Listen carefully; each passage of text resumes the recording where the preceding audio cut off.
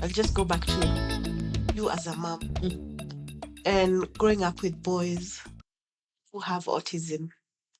Definitely what they experience outside and even within themselves is a lot. It's a lot.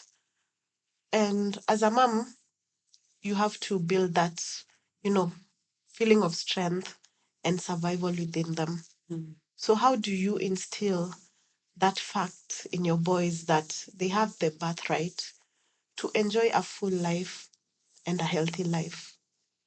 Exposure. I don't look at them any less. And I still have expectations of my kids. And that is the only way you can push them to their potential. Yeah. So, like, if we're saying we are going to be coloring, we will sit and color, even if we'll sit there, all of us. Mm-hmm. And I've instilled this of it's either all of us or none of us. Yeah. So that brings the level of unity. You're not different, I'm not different. So, because you find that, like, you'll have when it comes to parties, birthday parties, when they were younger, you'd find like someone telling my eldest son, come back without their brothers. And he knew that is a definite no from mom. There is no going alone. We are in it together. And I've also told them for that level of security, the only people who will always be there for you is family. And even family, your brother can walk out, they have a choice. Your mother will be the only solid. Because, of course, they had a dad who was no longer there. So that was a perfect example. And you see, like for my eldest, he was there, he witnessed, he saw all of that. So that's already still in him. And he understands and he's seen the struggles, he's seen us overcome it, he's seen us together. I have conversations. And this is what we need to be having as families. Conversations. If I'm making a decision, I want us to move, we're picking house, we all go together. Which one do you like? I observe how they interact with the space. Yeah. Then I am advised. It's not wake up. You know, the way you used to be told, pack your things, we're leaving tomorrow. And you're like, what do you mean we're leaving? Where are we going? You know? Yeah. So we are a whole unit. And making sure that my son understands you're the man. If anything, you're the firstborn, you're the man. You have to take care of your brother. You have to have each other's back. Yeah. But even that doesn't leave the point that I have to remember he's also an individual. So I have to constantly remind him because it got to a point where you've not done your homework, my brothers did. You've not done that. And I shipped him to boarding so that he can have that independence. Because you see, it made him mature too fast. Yeah. Not that it's a bad thing, but I did not want him to lose his childhood. And the funny thing is, after a while, he came back to me and told me because he didn't like it. Because of course, home is always best. So he was like, "That was the best decision you ever made," and I don't regret it because now he's very mature.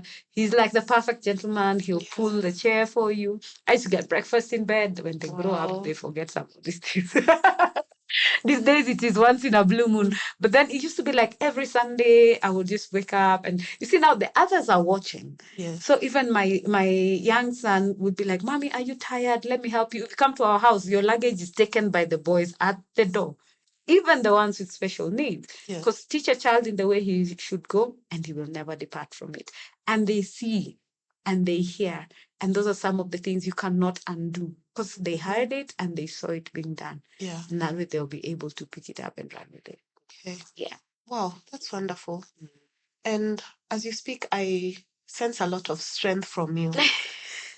Yes, you know, you have to be strong when you have to be strong. There's no one who will choose strength. Yes. So, looking back on your journey, all the hurdles, what are you most proud of that you've done so far? Hey, my friend, niko na Biblia. Just being where I am with these kids. Yeah. Is like, you know, the way you sit down and I look at my kids and I'm seeing how far they've come. I'm seeing the challenges they've overcome. I see how I was able to get myself out of the darkest of moments, being able to build this organization. There are many times I've wanted to quit, but I keep pushing. I'm not a quitter. And I'm like, I did it.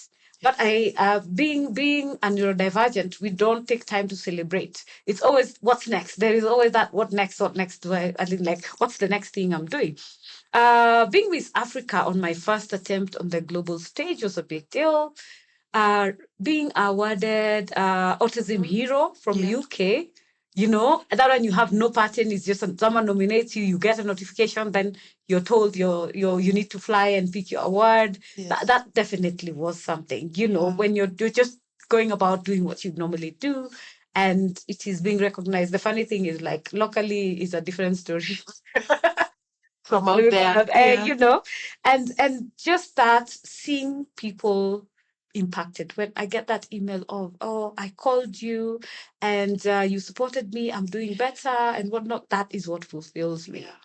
When the other day I was in hospital and this lady's like, meet your daughter. I'm like, what are you talking about? And she's like, yeah, during COVID, you gave us medication, because I had a project for medication, because I knew that's one thing people are not accessing. Yeah. And she's like, we survived that period thanks to you. And you see, I don't even know, because it was just like request, fulfill, send, drop, deliver. Yeah. And those are the things that remind you that you have purpose and Yeah. you are here not for you, but to touch someone else's life. Or last 2 weeks ago, a parent was like, my son is in school, look at his midterm exams. And I'm like, oh my God. He was at our therapy center, he's performed well, now he's integrated in school. And he's, like when a parent comes in, like he's not settling, he's not doing anything, he's not talking. And then you see in a very short period, the impact the projects that you're doing have. For me, so let's say every day I have a winning moment and a proud moment as we go. And I pray for God's grace that I can keep up. Because there are days I'm just like, my Lord, I have my own too. Why am I struggling sorting other people's problems? I can as well just sit and focus on my kids and move on. But then everyone is placed here for a reason or a purpose. Okay. Yes. So tell me about your son. He also has a title. Yes. This shows that kids actually watch their parents and learn a lot, even those things that you think that they're not seeing. aware. Yeah. Yeah. So tell me about him, his title, his achievements. Yeah. Brad, okay, so like I said, there are three of Yes. them. And then the two other ones were special needs. Andrew is high support needs, so he's baby A. Bree is the one who has more of ADHD. Okay. His autism has managed way better. And Bradley has picked up, he's talking English, he's talking Swahili. Like those are the small things I'm talking about. And I'm just like he drop a word and you're like, oh my God. So of course, when I go for my pageants, he sees me dressing up and he's like, oh, mommy is queen. So this time I ask him, like, there is Mr. Autism. Do you want to go and be like mommy and be king? He's like, yes, why not? So I signed him up. And we went and we did it as a family. And what I wanted to communicate through that pageant for Mr. and Miss Autism was that it takes the whole family to get a child to where they need to be. So what we did different for him to win that title is we all, like, I would take him for this walk. My brother would take him for the other one. He'd go with his other brother for another one. And then the final one, we went the entire family for the evening where we all dressed up. Like, we respected the category. Then we did awareness placards and just paying attention to detail. We slept at like 1 a.m., all of us fixing his, creative wear outfit the night before, because someone had let us down, because I was like, I'm so busy, I don't have time.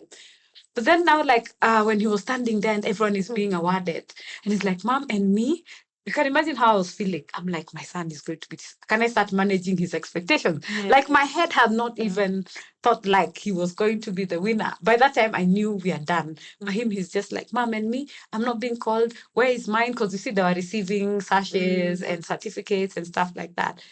So when I was just like, okay, we are done. And then I hear, Mr. Autism, and then everyone is there. I'm like, oh my God. You won! Yeah. Before he could actually like relate, and then it hit him. I'm like, baby, you won! Go, go, go, go, go! He jumped on that stage, the whole of it. I was just like, oh my God! So it actually meant something for him. Like watching him, because I stepped back and just let him enjoy the moment and feel it and just be present. He nearly fell off the stage, because he doesn't have that perception, that there is that element of knowing this distance, moving this way, I'll fall if I go. So he just goes and he has no fear. Yeah. That's the other element of autism. So like he's fearless. Yes. And just seeing him getting crowned and be excited, it's like, Mommy, I'm so you'd like, Mom, I'm queen. So I had to teach him, no, you're Mr. Autism. Yes. And the other day, one of my proud moments was the other day when he came and he was like, Mom, I am autism. I'm like, wait, what did you say? Like you have comprehended and you understand. Yes. And there is now another time when we went to a hospital. So there's this sunflower lanyard that I have on them, the one that is an identifier for invisible disabilities.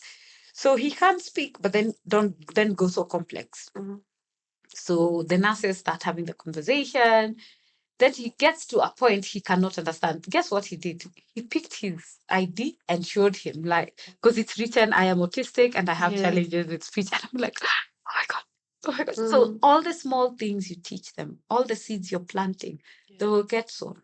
So for that parent who's like, I've done this for so long, we're not getting anywhere, it will come. Yeah. It will come. I waited so long. I'm still waiting for the other child also to get there.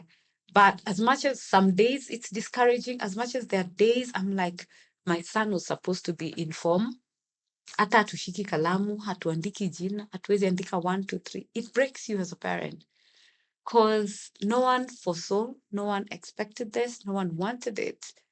And I still sometimes mourn the child that I would have wanted to have. And it's normal.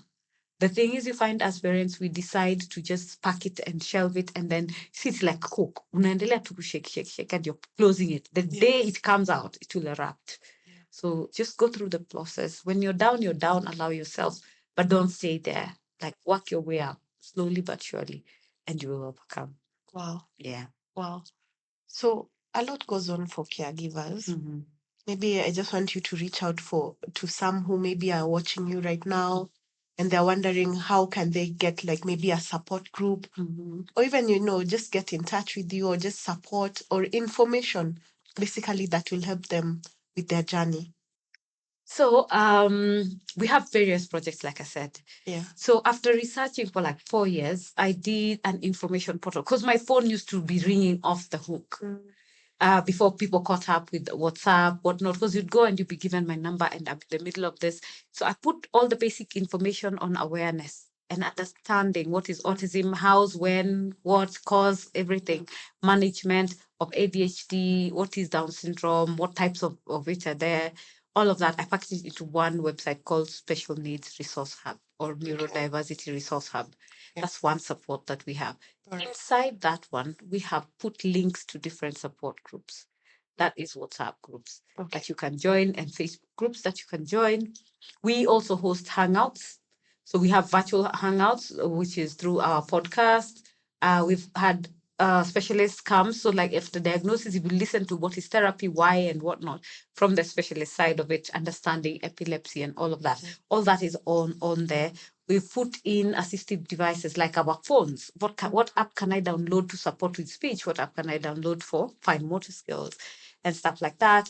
We have a shop for assistive devices. Our devices for supporting our kids are complicated. You find like the ones who bang their heads, we have something for that, for the electric brushes to help with the drooling and oral stimulation. We have chewies. We have bracelet chewies for those who bite their hands. We have the ones who bite their claws. We have cloth ones. So we've tried to bring in all the solutions. And all this is advice from the challenges I faced accessing this entire education, health, social protection. And I want it to be easier for the next mom coming. Yeah. We don't have to all suffer. We don't. Looking at even how the policies that have changed, and it's taken a long time of us sacrificing time with our children to be in boardrooms and meetings and hallways, advocating for our kids to also be part of the conversation. And look at where we are now. Yeah. But it is a journey. So for that mother who's out there, you're not alone. We are many. We are many. It just takes reaching out. For me, I answer my DMs. Or even on our website, the number is there. And the number comes directly to me if I'm not there. My assistants and all of them are trained to be able to support you. And if not possible, if they cannot help you, they'll refer you. We have teams of medics that we refer. We have cycling, counseling psychologists. We have Mother's Day hangout for moms. Yeah. We did our first one last year where we want moms to just learn to, like we said, self-care. Let's just come, learn something, and have fun. So we did bowling and makeup and whatnot. So it was a fun day. Yeah. So help me God to get energy to do this year. But and for people to come through and support. Yes. Then we have psychosocial support, which is called A Seat for Her. Those who want to have a conversation with on mental health, we have guys who are able to have that conversation with you. Yeah. So those are some of the interventions. And then for parents who have more than one child, we have a program and our support group specifically for us who have more than one child with a disability. Because we are there. We are there. It's just that we're not just plugged in.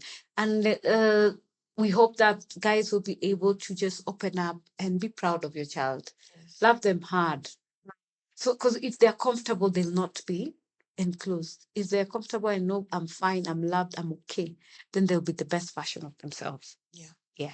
Thank you so much, Sylvia. You are Thank you for welcome. all that you're doing, for being a supporter, a fixer, Mm.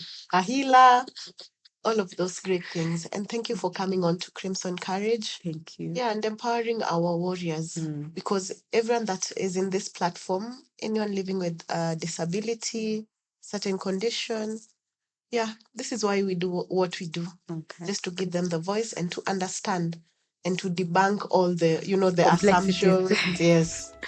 So asante sana. Thank you very much for having me, and I look forward to having more conversations and impacting more lives. So Yes. grace, and more grace. All right. Yes, thank you.